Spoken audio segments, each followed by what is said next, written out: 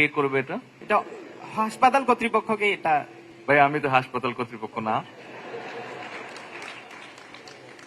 সলিউশনটা আপনাদের কাছেই আছে, আপনাদেরকেই বসে সলিউশনটা বের করতে হবে। আমি doctor Mohammad Rakibul Hasan Chowdhury Simon, Dhaka medical কলেজের K76 ব্যাচের একজন স্টুডেন্ট ছিলাম। সদ্য আমার ইন্টার্নশিপ শেষ করেছি। মাননীয় প্রধানমন্ত্রী বাংলাদেশে প্রতি বছর 10,000 জন নতুন ডাক্তার স্বাস্থ্যক্ষেত্রে আসছে।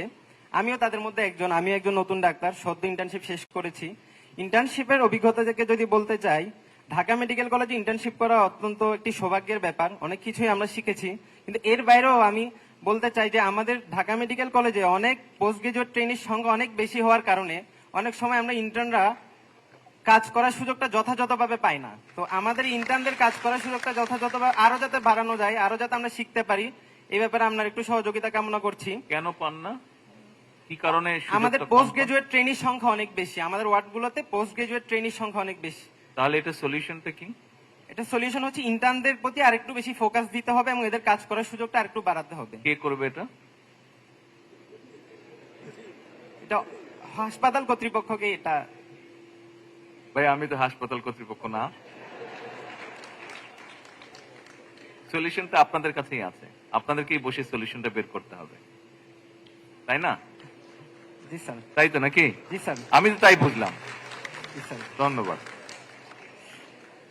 মাননীয় প্রধানমন্ত্রী, আরেকটা বিষয় আমি বলতে চাই।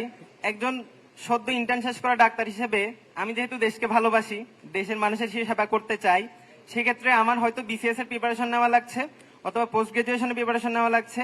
এবং ইন দ্য মিন টাইম এই দুইটা কোনোটাই হওয়ার আগে আমাদের অনেকেরই ফাইন্যান্সিয়ালি চিন্তা করলে নন গভর্নমেন্ট বিভিন্ন চাকরি করা লাগে। এখন এসব নন গভর্নমেন্ট চাকরির ক্ষেত্রে আমাদের কর্মপরিবেশ, কর্মঘণ্টা, ভাতা কোনোটাই তেমন সন্তোষজনক না। আমি নিজেও অনেক জায়গায় নন গভর্নমেন্ট চাকরির জন্য গিয়েছি এবং ওনারা যে ভাতা এবং কর্মঘণ্টা অফার করেছে এটা খুবই শোচনীয় ছিল। বিশ্বের অনেক দেশেই নন গভর্নমেন্ট চাকরির ক্ষেত্রে ডাক্তারদের ন্যূনতম ভাতা, কর্মঘণ্টা এসব নিয়ে সরকারি নীতিমালা রয়েছে।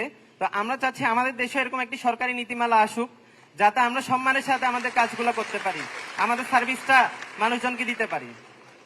নিশ্চয়ই নিশ্চয়ই আপনার সার্ভিসে দিতে পারবেন। তবে আপনি যেই সমস্যাটার কথা বললেন, বাংলা কিউআর যেখানে নগদ পেমেন্ট সেখানে সারা দেশে 10 লাখেরও বেশি মার্চেন্টে নগদে পেমেন্ট করুন খুব সহজে। এখানে আপনারা অনেকেই আছেন দেশের বাইরে কাজ করেছেন। আমার একটা কম বেশি মানে দেখার অভিজ্ঞতা হয়েছে, কিছুটা অল্প একটু। সেটা হচ্ছে ইউকের ব্যাপারে। আপনি যেই স্টেজের কথা বললেন যে আপনাদের ইন্টার্ন করার পরে আপনাদের যেই সমস্যাটা, অর্থনৈতিক যে সমস্যা, এটা বোধহয় অনেক দেশেই আছে। ইভেন ইউকেতে আমি দেখেছি ইন্টার্ন ডাক্তার যারা আছে তাদের এই যে কয়দিন পরে পরেই তারা বলে আমাদের বেতন বাড়াতে হবে বা এই করতে হবে। এটা আসলে আপনি শুধু ডাক্তারদের ক্ষেত্রেই নয়, এটা বোধহয় সব পেশার ক্ষেত্রেই হয়। প্রথম শুরুতেই এই সমস্যাটা একটু থাকে। এই যুদ্ধটা কোনোভাবে আপনি যুদ্ধ করে উতরে গেলে বাকিটা তো আরামসে চলবে। তো সেই জন্য আসেন, আমরা এটাকে আমরা অ্যাড্রেস করবো। অবশ্যই হয়তো একটু সময় লাগবে, ততদিন পর্যন্ত একটু কষ্ট হয়তো করতে হবে।